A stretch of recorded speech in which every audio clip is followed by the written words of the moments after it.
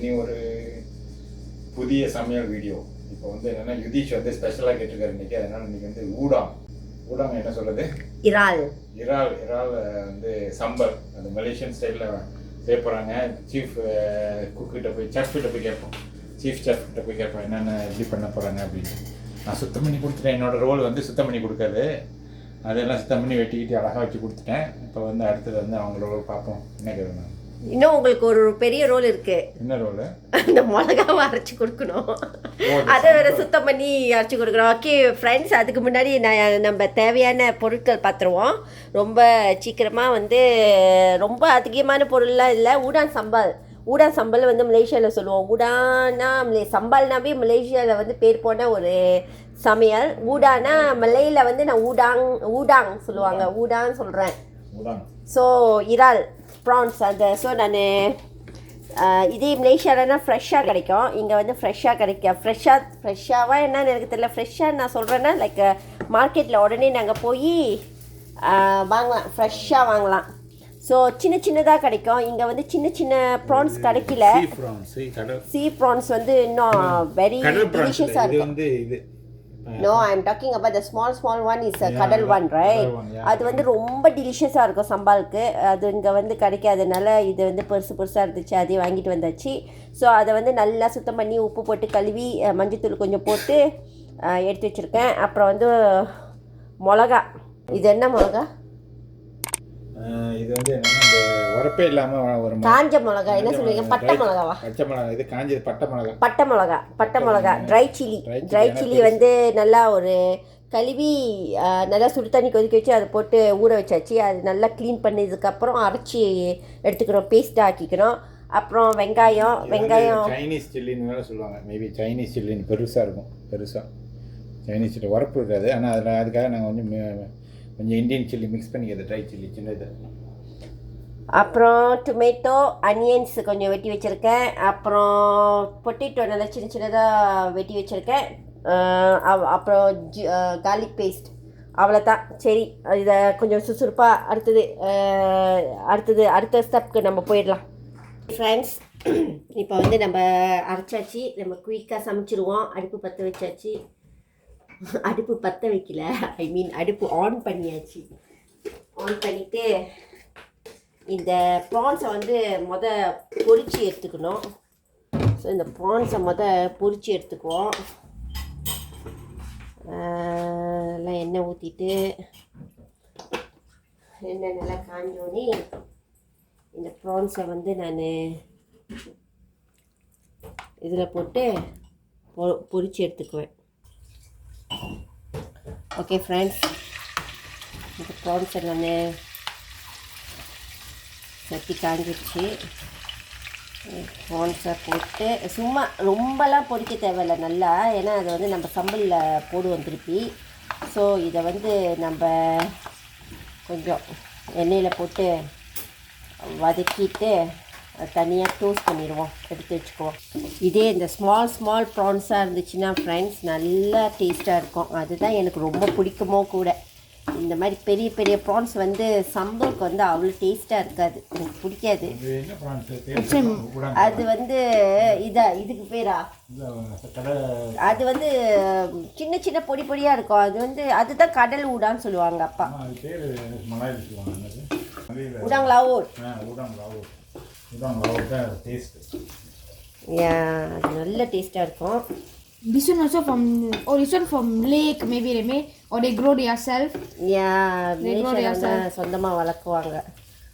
அது வந்து பெருசாக இது வந்து பொரிக்கிறதுக்கு, அப்புறம் பட்டர் ப்ரான், நெஸ்டம் ப்ரான்ஸ் அந்த மாதிரி செய்யறதுக்கு வந்து இது நல்லாயிருக்கும். ஆனால் சம்பளுக்கு வந்து நல்லா இருக்காது. ஸோ யுதீஷ் கேட்டனால, எப்படி பையன் கேட்டு நம்ம சமைச்சு கொடுக்காம இருக்கிறது. ஸோ அதனால் சரி ஃப்ரெண்ட்ஸ், இது வந்து நல்லா ஒரு இதுக்கு வந்தாச்சு. இது எல்லாம் வெந்தோடனே, கொஞ்சம் இதாக வெந்தோடனே அதை எடுத்து பெப்பர் டவலில் போட்டு வச்சுருவேன். பெப்பர் டவலில் போட்டு அந்த எண்ணெயை வந்து அது எடுத்துரும். ஓகேவா? மறுபடியும் நம்ம அடுத்த ஸ்டெப்பில் பார்ப்போம். ஓகே ஃப்ரெண்ட்ஸ், இப்போ வந்து வெட்டி வச்ச நறுக்குன வெங்காயத்தை வந்து நான் போடுறேன். அதே எண்ணெயிலே தான் செய்கிறேன், எண்ணெய் மாற்ற மாட்டேன். எண்ணெய் மாற்றல, நல்லா எண்ணெயிலேயே போட்டு இந்த வெங்காயத்தை நல்லா வதக்கணும். நல்லா வதக்கணும். பூண்டு எப்போ போடுவீங்க? நல்லா வதக்கிட்டு அப்புறம் பூண்டு போட வேண்டியதான். சரி அந்த ஓகே ஃப்ரெண்ட், வெங்காயம் வதங்கினதுக்கப்புறம் கொஞ்சமாக பூண்டு பேஸ்ட்டு அரைச்சி வச்சுட்டு சேர்த்துக்கிறேன். என்னடா பூண்டு பேஸ்ட் வந்து க்ரீன் கலராக இருக்குதுன்னு பார்க்காதீங்க. இது கம்ப்ளீட்லி சேஃப். ஏரியா இந்த மாதிரி க்ரீனாக ஆகுதுன்னா அது வந்து அந்த chemical reaction, natural chemical reaction, சல்ஃபரும் அந்த ஆசிட் அமினோவும் அது நேச்சுரலாக அந்த என்சைம் ப்ரொடியூஸ் பண்ணி அது ரியாக்ட் பண்ணுறதுனால தான் இந்த மாதிரி சம்டைம்ஸ் வந்து க்ரீன் கலராக இருக்கும், சம்டைம்ஸ் ப்ளூ கலராக மாறிடும். ஸோ அது வந்து நேச்சுரல் கெமிக்கல் ரியாக்ஷன். கவலைப்பட தேவையில்ல, வெரி பண்ண தேவையில்ல. It's completely safe. ஓகே, நல்லா இதை போட்டு வறுத்துட்டேன். அப்புறம் இது வந்து சம்பல்னாவே யூஸ்வலி வந்து நம்ம எண்ணெய் வந்து அதிகமாக பாய்க்கணும். அப்புறம் வந்து இந்த அரைச்சி வச்ச சில்லி பேஸ்ட்டை வந்து சேர்த்துக்கிட்டேன். எண்ணெயிலையே போட்டு இதை நல்லா வதக்கணும் ஃப்ரெண்ட்ஸ். இதுதான் இந்த ஸ்டெப்பு தான் வந்து ரொம்ப கிரிட்டிக்கலான ஸ்டெப்பு. இது மட்டும் ஒழுங்காக இல்லைன்னு வச்சுக்கோங்களேன், அப்படியே அந்த பச்சை வடை அடிக்கும், அந்த மிளகாவோட பச்சை வடை அடிக்கும். ஒன்று பச்சை வடை அடிக்கும். அப்புறம் நீங்கள் என்ன மாதிரி மிளகா பாய்க்கிறீங்கன்னு வேறு இருக்குது. இப்போ வந்து நீங்கள் நல்லா உரப்பு மிளகா பாய்க்கிறீங்கன்னு வச்சுக்கோங்களேன், இப்போ இந்த ஊரில் வாங்குகிற மிளகாலாம் நல்லா உரைக்கும். ஸோ அந்த மிளகாலாம் நீங்கள் பாய்க்கிறீங்கன்னு வச்சுக்கோங்களேன், உரப்பு வந்து பயங்கரமாக இருக்கும். ஸோ இதை நல்லா எண்ணெயில் வதக்கணும், தண்ணி ஊற்றாமல் எண்ணெயில் நல்லா பதமாக வதக்கணும். நல்லா எண்ணெயில் வதக்கிட்டு அதுக்கப்புறம் தான் நீங்கள் வந்து டொமேட்டோ, அப்புறம் நான் இது வெட்டி வச்சுருந்தேனே, அது பேர் என்ன, உருளைக்கிழங்கு வெட்டி வச்சுருந்தேனே, அதெல்லாம் நல்லா சேர்த்து வதக்கணும். ஆனால் ஒவ்வொரு தடவையும் இந்த சம்பால் வைக்கும் போது ஒரு தலைவலி என்ன தெரியுமா ஃப்ரெண்ட், அப்படியே இந்த சம்பால் தெரிச்சு அப்படியே இந்த அடுப்பு கிடுப்புலாம் பாதி நாளிடும். சமைச்சு முடிச்சு அதை சுத்தம் பண்ணி இருக்கிறதுக்குள்ள பாதி வீடு போயிடும். அதுதான் எனக்கு பிடிக்காத ஒன்று ஃப்ரெண்ட்ஸ். இப்போ வந்து நான் அது பேர் என்ன, டொமேட்டோவை சேர்த்துக்கிறேன். டொமேட்டோவை சேர்த்துட்டு இன்னமும் நான் தண்ணி ஊற்றலை ஃப்ரெண்ட், டொமேட்டோவை சேர்த்துக்கிட்டேன். அப்புறம் இந்த உருளைக்கிழங்கு சொன்னல, அந்த உருளைக்கிழங்கையும் நான் சின்னதாக வெட்டி வச்சுருந்தேன்ல, அதையும் சேர்த்துக்கிறேன். இந்த உருளைக்கிழங்கு வந்து உங்கள் இஷ்டம். சில பேர் வந்து போட மாட்டாங்க, சில பேர் வந்து போடுவாங்க. நீங்கள் போடணுன்னாலும் போடலாம், போடாட்டினாலும் பரவாயில்ல. ஸோ இந்த உருளைக்கிழங்கு வந்து நல்லா வேகணும். ஸோ நான் தண்ணி ஊற்றலை, இன்னமும் தண்ணி ஊற்றலை. இதெல்லாம் நல்லா வெந்ததுக்கப்புறம், இந்த டொமேட்டோலாம் நல்லா வெந்ததுக்கப்புறம் அப்போ தான் கொஞ்சம் தண்ணி சேர்த்துக்குவேன். இப்போ வந்து கொஞ்சம் உப்பு சேர்த்துட்டு இதை மூடி வச்சுருவோம். மூடி வச்சுட்டு நல்லா கொதிக்கிட்டோம். இதுக்கு வந்து நம்ம ப்ரான்ஸ் போட்டுட்டு அப்புறம் கொஞ்சம் புளி ஊற்றணும். புளி ஸோ அதனால் இந்த உருளைக்கிழங்கு வெந்ததுக்கப்புறம் தான் புளியே ஊற்ற முடியும். ஸோ அதனால் இந்த உருளைக்கிழங்கு வந்து பொட்டேட்டோ வந்து நல்லா வேகணும்.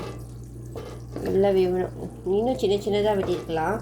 ஆனால் இது பொட்டேட்டோ நல்லா பெரிய பொட்டேட்டோவாக இருந்துச்சா, அதனால் ரொம்ப சின்னதாக வெட்டினா அப்புறம் ப்ரான்ஸ்க்கு பதிலாக பொட்டேட்டோ தான் அதிகமாக இருக்கும். அதனால தான் நான் வந்து கொஞ்சம் மீடியம் சைஸாகவே வெட்டினேன். கலரை பார்த்திங்களா, நல்லா டார்க் ரெய்டாக வந்திருக்கு. நான் இன்னமும் தண்ணி ஊற்றல ஃப்ரெண்ட்ஸ். அப்படியே அப்பப்போ கிண்டி விட்டு கொதிக்க வேண்டியதுதான், நல்லா வேக வைக்க வேண்டியதுதான். உருளைக்கிழங்கு வந்து வெந்துருச்சு, குக் ஆயிடுச்சு. இப்போ வந்து நம்ம அந்த ப்ரான்ஸை வந்து போட்டு நல்லா மிக்ஸ் பண்ணி விட்டுருவோமா. மிக்ஸ் பண்ணி விட்டுட்டு இந்த இடமே நாரி போச்சு ஃப்ரெண்ட். இது நல்லா சாப்பிட்டு முடிச்சுட்டு இந்த கிச்சனையே சுத்தம் பண்ணுற வேலை இருக்க, அதுதான் ஒரு பெரிய வேலை. அதை நினச்சாவே காய்ச்ச வருது. ஆசைப்பட்டு கேட்டவங்க நல்லா சாப்பிட்டு பாபாய் சொல்லிட்டு போயிடுவாங்க அவங்க வேலையை பார்க்குறதுக்கு. ஓகே, இப்போ வந்து உருளைக்கிழங்கு வெந்துருச்சு.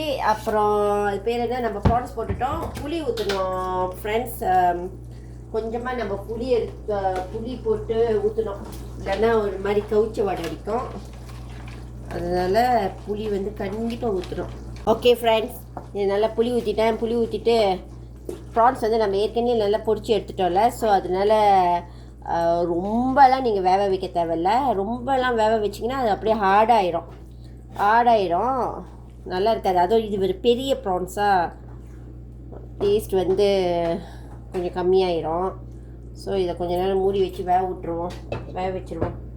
ஓகே ஃப்ரெண்ட்ஸ், ப்ரான்ஸ் நல்லா வெந்துருச்சு. இப்போ வந்து நம்ம இது என்ன இலவி, கொத்தமல்லி வந்து அந்த வாசத்துக்காக, அந்த டேஸ்ட்டுக்காக, அந்த வாசத்துக்காக அது நல்லா இது போட்டு அடிச்சிருவோமா?